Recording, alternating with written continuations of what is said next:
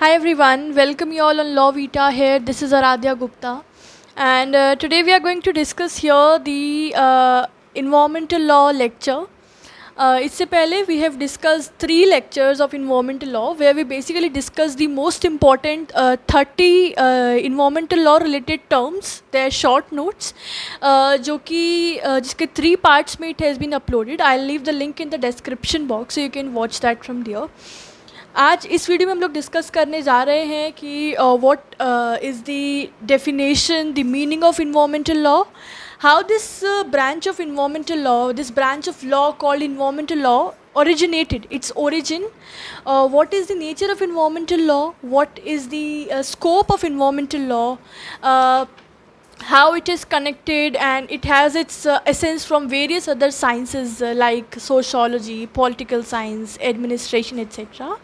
And at the end we'll also see the judicial development of environmental law, how the today's recent various cases are putting limelight upon the right of clean and unpolluted environment, healthy environment, and preservation of natural resources. So we'll discuss each one of them. Let's begin with its origination. Okay, so the question of environmental protection is a global issue and it is not an isolated problem of any area or any nation. Environmental protection कि हमें अपने environment की, अपने पर्यावरण की रक्षा करनी है, उसको protect करना है, preserve करना है, ये जो question है, this is not such a question जो कि किसी एक पर्टिकुलर एरिया या किसी पर्टिकुलर नेशन का ही आइसोलेटेड प्रॉब्लम है, इंडिविजुअल प्रॉब्लम है. No, it's a global wide and issue. It's a problem of every certain corner of the land, right.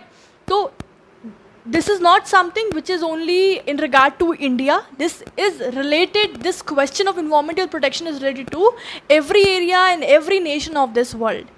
Industrialization, urbanization, population explosion, overexploitation of resources, depletion of traditional resources of energy and raw materials are some of the dominant factors which are responsible for the environmental deterioration. What is it saying कि कौन कौन से dominant factors हैं, कौन कौन से causes हैं, reasons हैं जिसकी वजह से इन्वामेंट डिट्रॉयरेट हो रहा है, इन्वामेंट क्वालिटी डिट्रॉयरेट हो रही है, इन्वामेंटल इश्यूज़ क्रिएट हो रहे हैं, ठीक है, रिस्क factors increase हो रहे हैं for all the natural resources and the other beings of this environment. तो these are industrialization, जितनी इंडस्ट्रीज़ डेवलप की जा रही हैं फॉरेस्ट कट करके और जितना बायोलॉजिकल एरिया है उन सबको हार्म क्रिएट करके, अर्बनाइजेशन की वजह से, population explosion because the resources are limited but their users are more in number. So the population explosion is a very dominant reason behind the environmental risks, plus the over exploitation of resources, the depletion of traditional resources. When it is being said that we should use natural resources for our need, but what we the man do, we use that for our desires as well. So when the over exploitation occurs, then environmental deterioration takes place. So we need to think upon this because this is the need of the hour to think about our environment. And the other causes, the other factors are depletion of traditional resources of energy and raw materials. It is true that man has developed, but the fact is that only at the cost of environment. हाँ, ये सच है कि आज के time पे जो मनुष्य है वो डेवलप कर चुका है, डेवलप कर रहा है, पर किसकी कॉस्ट पे, ये ध्यान रखिए. It is doing, it is growing, it is developing only at the cost of environment. कहीं ना कहीं इन्वामेंट को हार्म क्रिएट करके, इन्वामेंट की क्वालिटी को सफ़र करके ही जो ह्यूमन बीइंग है आज की डेट में वो डेवलप हो रहा है. Because of his development he is exploiting the natural resources, he is over using the resources, he is creating the industries और बहुत सारे प्राइवेट सेक्टर्स जो हैं नई नई बिल्डिंग्स, फैक्ट्रीज़ क्रिएट कर रहे हैं अपने मनी अर्निंग के पर्पज़ से, प्रॉफिट अर्निंग के पर्पज़ से. लेकिन उससे क्या हो रहा है, जितना भी केमिकल रिलीजेस हो रहे हैं, जितनी भी डर्ट और फ्यूम्स, जितनी भी चीज़ें हैं वो सब कहाँ जा रही हैं, अल्टीमेटली वाटर बॉडीज़ में जा रही हैं, हमारे एयर नेचुरल रिसोर्स में जा रही हैं, जितनी भी आसपास की लोकल बॉडीज़ हैं उसको हार्म क्रिएट कर रही हैं, जितने भी एनिमल्स हैं, जितनी भी बर्ड्स हैं उनको हार्म कॉज कर रही हैं। तो आज जो मनुष्य है, जो इंसान है, वो डेवलप तो कर रहा है, वो ग्रो तो कर रहा है, but at the cost of environment. See, development process is necessary, but we cannot do so at the cost of environment because it is dangerous not only to the present generation but to the future generation as well. देखो development process बहुत ज़रूरी है because change is a law of nature and nature is a lover of change. लेकिन we cannot do so at the cost of environment. We have to do considering the value of the environment and environmental resources, क्योंकि environment को harm पहुंचाना ना सिर्फ हमारी current present generation के लिए harmful है, but it is gonna be very harmful future generation. अगर हम ओवर एक्सप्लॉइट करते हैं आज की डेट में रिसोर्सेज को, इतना यूज़ करते हैं कि आगे वाली जनरेशन के लिए वो बचता ही नहीं है। सो हाउ विल दैट सर्वाइव जब उसको एक हेल्दी, एक क्लीन एयर मिलेगी ही नहीं जीने के लिए, सर्वाइव करने के लिए उसको प्योर वाटर बॉडीज़ मिलेंगी ही नहीं। So how will that future coming generation survive? No, it will be damn tough for that generation to survive in that environment. So we also study the concept of sustainable development in environmental law, so we need to keep that in mind while taking our developmental process, right?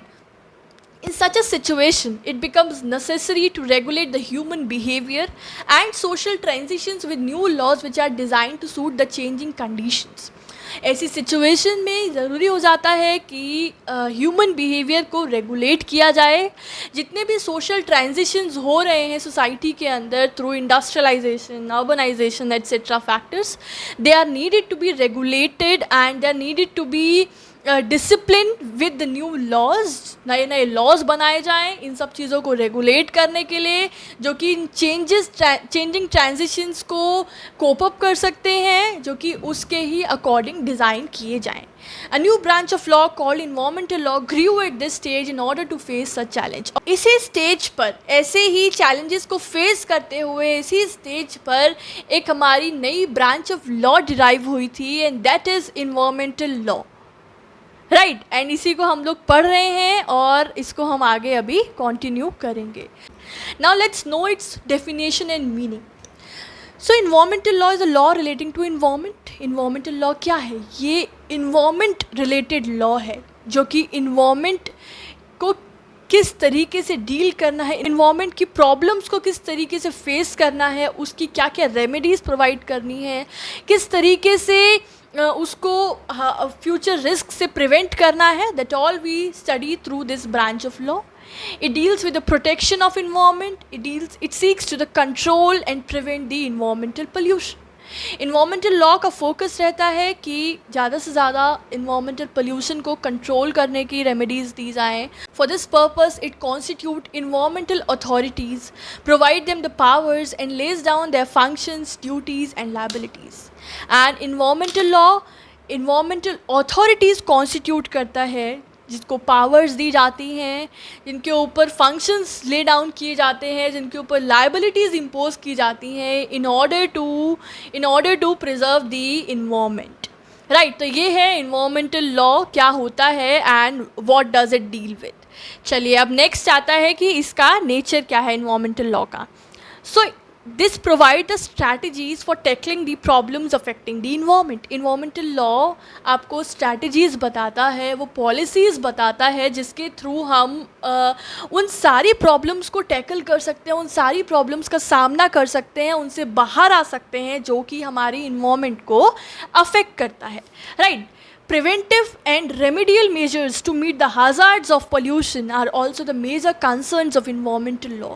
जितने भी pollution hazards होते हैं, जितने भी different type of pollution है, आजकल radio active pollution है, the soil pollution, the noise pollution, the air pollution, the water pollution, तो उन सारे पोल्यूशन से कैसे हम इफ़ेक्टिवली बाहर आ सकते हैं, उसको टैकल कर सकते हैं, उसके क्या क्या रेमेडियल मेजर्स हैं, उसकी क्या क्या रेमेडीज़ हैं, क्या क्या प्रिवेंटिव मेजर्स हैं, these all are the concerns of environmental law. Environmental law involves conservation of natural resources for their better use by the present day society as well as by the future generation.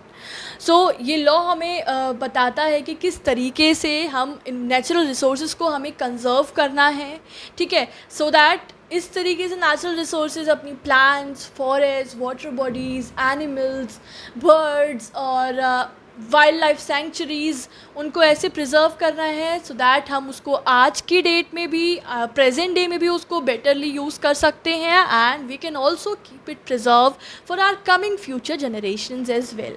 And it also governs the inter relationship between the natural resources and the human beings.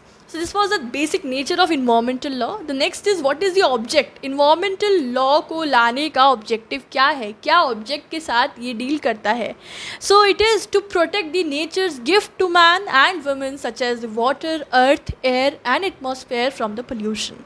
So इसका main objective है कि जो nature से हमें मनुष्य को, man and women को जो प्रेशियस गिफ्ट मिला है, that is of the natural resources like water, the earth, the air, the atmosphere, उन सबको pollution से, environmental degradation से preserve करना, उससे protect करना, this is the major objective of environmental law. Right इतना हम लोग इन्वायरमेंटल लॉ का पढ़ रहे हैं, इसका ऑब्जेक्टिव तो बहुत क्लियर हमारे दिमाग में सेट हो ही जाता है.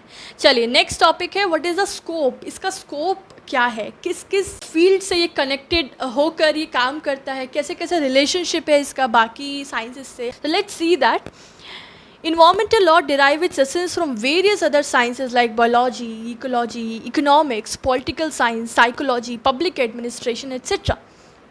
इन्वामेंटल लॉ जैसे डिराइव हुआ है, उसने अपना जो एसेंस है, अपनी जो बेस है, वो कई सारे अलग अलग साइंसेस से डिराइव किया है, चाहे वो बायोलॉजी हो, चाहे वो इकोलॉजी हो, चाहे वो इकोनॉमिक्स हो, पॉलिटिकल साइंस हो. The principal sources of environmental law are, अगर हम बात करें कि इन्वामेंटल लॉ के प्रिंसिपल सोर्स क्या हैं, कि कौन कौन से उसके मेन ऊर्जा स्रोत रहे हैं. So this is the constitution, the law of the land, because in constitution either it is a fundamental right or the fundamental duty or the directive principle. We get the protection of environment, like as we have in article 21 itself, in the right to life includes the right to live a healthy and the unpolluted environment, as this has been incorporated by various judges in certain leading case laws. So hence constitution is a key source of environmental law. Second, statutes, various statutes related which deals with the environmental law and its protection are the source. Then the delegated legislation. Delegated legislation क्या होता है? Like the main the body which makes the law is what? Is the legislature. Legislature is that pillar of government which makes the law. So when legislature delegate its power of law making to the other organ of the government, जब legislature अपनी law making power को किसी और organ, जो बाकी दो organ है executive and judiciary, जब उसको दे देता है अपनी वो law making power like to the executive, then that law making power, then that legislation which is done by executive organ, that is known as delegated legislation, because that has been delegated to it through the legislature, right? The fourth source is judicial precedents. So in today's time, judicial precedent plays a very active role in the environmental law. And the fifth source is reports of committees and conferences, right? The close relationship of environmental law with constitution law is seen in the judicial interpretation, where right to live includes the right to clean and healthy environment. हम environmental law का constitution से एक close relationship आज की date में कैसे देख पाते हैं? थ्रू द जुडिशियल इंटरप्रिटेशंस, जैसे कि in one of the case of चरण लाल Sahu was the first case where the constitutional bench of the Supreme Court addressed for the first time the link between the environmental quality and the right to life. उसमें पहली बार जो है आपका environmental quality की और right to life के बीच में एक लिंक क्रिएट किया था और उसको एड्रेस किया था कॉन्स्टिट्यूशनल बेंच ने. And after the passing of the 42nd amendment of the constitution,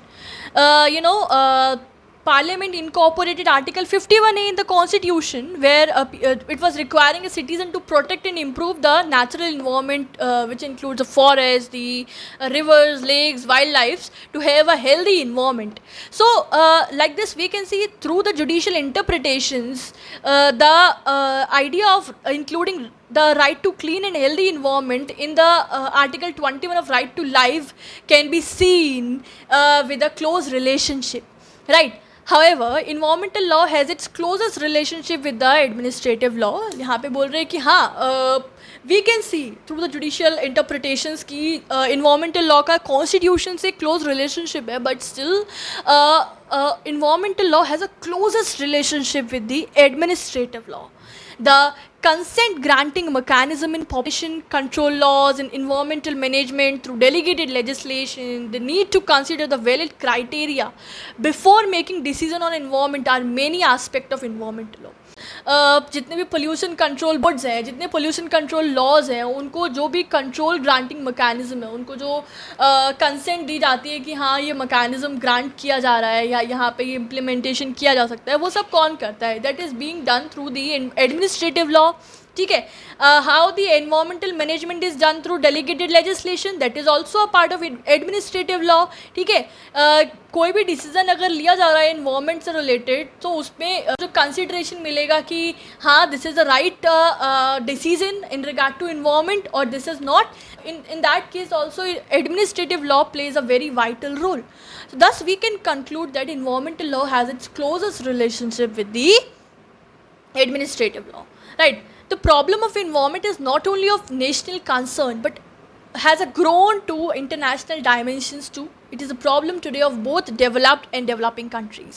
What is it saying that जी ये जो environment problem concern हम लोग discuss कर रहे हैं, ये सिर्फ national concern नहीं है, rather it has grown to international dimensions.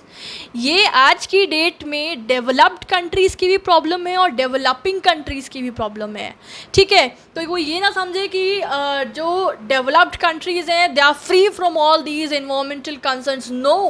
जितनी ज़्यादा डेवलप्ड कंट्रीज़ हैं, it shows that there are more of industries, there are more of mechanical equipments, the more of machineries, the more of technologies are being used there. So the more of them means the more of pollution, the more of somehow the exploitation of resources. तो वहाँ पे तो कहीं ना कहीं जो environmental problems का ratio है that can be forecasted more.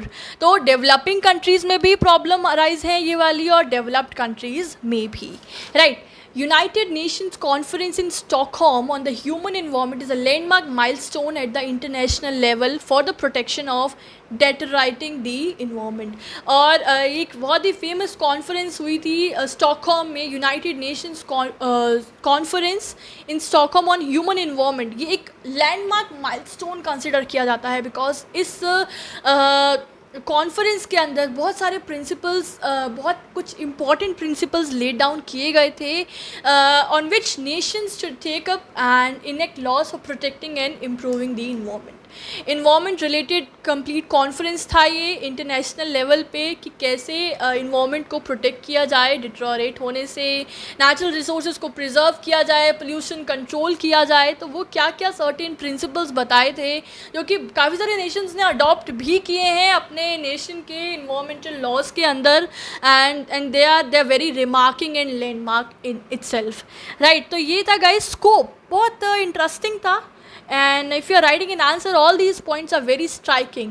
And what I believe कि आपने सुनते सुनते आपको याद हो गया, क्योंकि this is something ये कोई ऐसी चीज़ नहीं है that you need to cram and you need to आपको याद करना है ऐसे होगा again and again, this is that, this is that, this is that. No, ये एक ऐसा एक सोशल टॉपिक है जिसके बारे में आपके पास खुद के पास इतने सारे व्यूज़ हैं, because this is something we are living in that. ये कोई ऐसी चीज़ है जिसमें हम खुद रह रहे हैं, हम उस एरिया में रह रहे हैं, हम उस जगह पर रह रहे हैं, उस इन्वायरमेंट में रह रहे हैं जहाँ पे हमारे आसपास हर जगह पोल्यूशन या इन्वायरमेंटल प्रॉब्लम्स हैं ही हैं। ठीक है, तो these all are the things you can easily connect with. What you have to remember just the facts, you have to write specifically for making your answer a good one. ठीक है, चलिए आज का लास्ट टॉपिक है हमारे इस lecture का, the judicial development of environmental law. आज की डेट में कैसे इन्वायरमेंटल लॉ का जुडिशियल डेवलपमेंट हो रहा है। सो the judicial response to almost all the environmental litigations has been very positive in India. The public interest litigation has become very popular in the field of environment.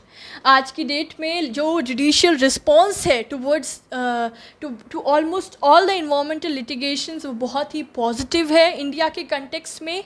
और PIL public interest litigation जो है वो एक बहुत ही what I can say बहुत ही ज़्यादा important tool निकल के आया है in the judicial development of the environment. ये जो कॉन्सेप्ट है पब्लिक इंटरेस्ट लिटिगेशन का, ये जस्टिस PN भगवती ने इंट्रोड्यूस किया था पहली बार। इसके नाम से ही पता चल रहा है कि पब्लिक इंटरेस्ट कि ये एक ऐसा लिटिगेशन है which undertakes to secure the public interest. एक बेसिकली एक पावर होती है जो कि पब्लिक के हाथ में दी जाती है कोर्ट्स के थ्रू, कि if he or she is facing any hurdle in the public interest or their rights, तो वहाँ पर वो एक पटिशन फाइल कर सकता है in the court, as well as the court can itself take the cognizance of the matters and proceed suo motu. और PIL के अंदर कोर्ट खुद से भी कग्निजेंस ले सकते हैं किसी मैटर की, उन्हें लग रहा है कि यहाँ पर इनजस्टिस हो रहा है और यहाँ पर कहीं ना कहीं जो पब्लिक इंटरेस्ट है वो लूज़ हो रहा है, तो उसमें the court can itself take the suo motu action and can commence on the petition of any public spirited individual. तो इन्वायरमेंट के फील्ड में आज की डेट में पब्लिक इंटरेस्ट लिटिगेशन जो है वो बहुत ही इंपॉर्टेंट पॉपुलर कॉन्सेप्ट है। The competence to invoke the original jurisdiction of Supreme Court and High Court under article 32 and 26 of constitution is a remarkable step forward in providing protection for the environment. और आज की date में Supreme Court और High Court को उनके original jurisdiction में under article 32 and 226 compete करने का, ओरिजिनल जुरिसडिक्शन परफॉर्म करने का जो स्टेप है वो कहीं ना कहीं इन्वायरमेंट के प्रोटेक्शन में एक फॉरवर्ड स्टेप है, एक लीडिंग स्टेप है। Wherever court is seeing that there is being harm to the environment और its any resource for the public interest and for the protection of environment, courts have widened the dimensions of substantive right to health and a clean and unpolluted environment. और courts ने कहीं ना कहीं अपने कुछ certain leading judgements के अंदर जो जितने भी healthy environment, clean environment, unpolluted environment के रिगार्ड में जितने भी राइट्स हैं, सब्सटेंटिव राइट्स हैं, उनकी डायमेंशंस को, उनके स्कोप को वाइडन किया है। And in most cases such progress was made with the aid of public interest litigation. The cause of environment being taken up through public interest litigation is supported by lawyers, environmentalists, welfare forums, societies, etc. They also involve in advocating the environmental matters। और जितने भी environmental causes हैं उनको public interest litigation के through सामने लाने का इसमें बहुत बड़ा support रहा है lawyers का। जितने भी society के lawyers हैं, environmentalists हैं, welfare forums हैं, societies हैं, those which work for the protection and preservation of environment, and उन लोगों ने अपने जितने भी environmental matters हैं उनको put front रखा है। जहाँ भी environment के साथ degradation हो रहा है, ठीक है, उसका नुकसान हो रहा है, बहुत सारे केसेस में बड़ी बड़ी फैक्ट्रीज तक को क्योंकि उन्होंने इन्वायरमेंट को नुकसान पहुंचाया था, तो उन्हें भले ही वो कितने बड़े इंस्टीट्यूशन क्यों ना थे, पर they had to pay the fine and they had to bow their head before those strong actions taken up for the side of environment. Thus, in this way, judicial development of environmental law has been possible and practical. कितने सारे case laws में पढ़ते हैं ये कैसे कैसे environment के protection के लिए जजेस ने judgment दिया है. So that is commendable, and I just want to say in the end we all should work for the protection of environment. We all should take care from our ends as much as possible. जितना हम कर सकते हैं हमें environment को protect करना चाहिए. And I think this was all about today's lecture. It was interesting. It was very connective. We could connect with this topic with every single word of this whole lecture. I hope this seemed helpful for you, plus interesting as well. How did you like it? Do please let me know in the comment section, as a lot of efforts, guys, a lot of efforts are being put from my side, either in context of making the notes or in context of delivering the lecture, after that editing the video, putting that in front of you, having that nervousness at how you would be liking that, how would you react in the comment section. So that is a long process, and that requires a lot of time, a lot of efforts, and a lot of energy as well. So I want you to let me know how did you like it. I hope you liked it. If you liked it, you give it a like, and if you're new and watching it for the first time, you can subscribe to Law Vita, because Law Vita will help you definitely a lot in your legal studies, in your if you are a law student, then in your law school. If you are doing a preparation for any legal examination, then in your examination, just like being your friend. So this was it. Signing off here, Aradhya Gupta. Everyone, take care of yourself. Have a good day. Bye bye.